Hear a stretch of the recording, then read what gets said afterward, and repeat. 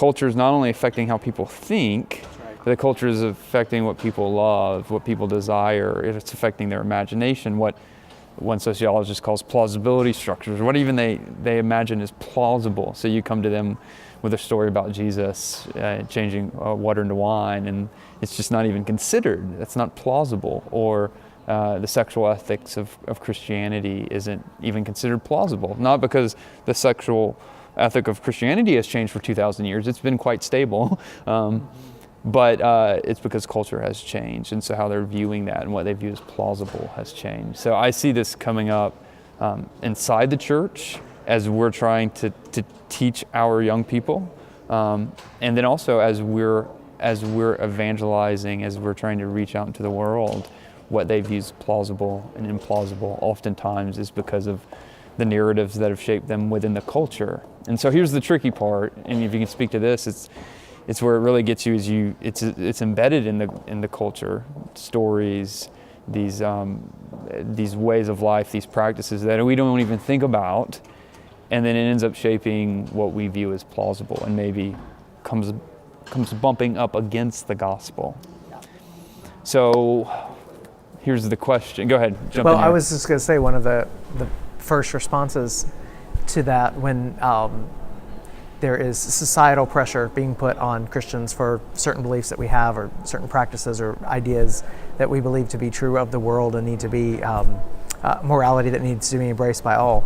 One of the responses a lot of times is to say, well, we need to teach people why they believe what they believe. Mm-hmm. And I'm all for that. I do think we need to not simply assume that just because we say in one generation, this is what the Bible says, or this is what throughout history the church has taught, that we also explain, well, here's the rationale behind this. Here's why this makes sense.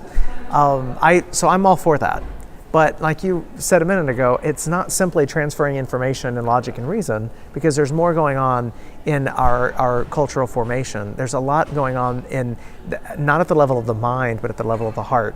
What the heart loves, what the heart desires, what the heart certain practices and habits that shape our hearts and then ignite our imaginations. Yeah. So if the plausibility structure, what might be considered in the realm of possibility or plausible, if in the world it seems implausible to live a Christian life, to understand the Christian's view of identity, or to live according to Christianity's sexual ethic, then this means that it's important on the one hand to do the intellectual work of explaining to people why we believe what we believe. But on the other hand, it's also important that they be ushered into a community where a new ethos is present, where a new way of life is visible, where there are new rituals, different practices, different habits that are going to form and cultivate and ignite their imaginations. There's a lot of talk about people that leave the church, they go off to university, and they lose their faith, right? That they're having all these doubts about certain miracles. You talk about water to wine, or certain ideas that seem implausible in today's world.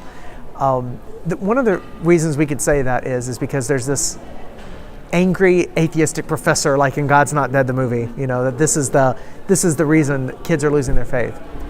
I actually think it's probably the kind agnostic or atheist professor and an entire environment and ethos in an institution that has no place for God. God is seen as irrelevant or on the margins of life or only there for therapeutic purposes. That is much more powerful than the aggressive atheistic professor that we might have in our imagination. The overall ethos of the place is what is shaping the fact that there exists this entire university structure, this entire university community and culture where people move forward without any sort of reference to something outside of our world, any kind of transcendence. That is what makes Christianity seem implausible. So the real reason why many young people walk away from the faith is not because they went to college, but because they left the church. Mm-hmm. They were no longer involved in a community of faith where that plausibility structure of a resurrected king and what it means to live for him is on display. Yeah. Or, and hopefully this isn't the case, but we know it is, the church itself does not have the right culture. So it's not this type of thick gospel culture with different plausibility structures. We're adopting the plausibility structures of the world within the church, and so It's always a temptation. Yeah, so I mean, we're not doing that, of course, universally, but that's an issue. So that's actually, it's a very weak community. And one of my favorite analogies, because I'm from the South, is to talk about football and football culture in the South, because it resonates with so many, at least students here at Liberty. And when I became a football fan for my team, it was because I was introduced to this culture and to these practices, of tailgates and the party and the history, the history of it, and the things. You're immersed in SEC that world, yeah. and ACC country in Southeast. It's kind of like the pregame rituals that you do, the pregame meal that you do, and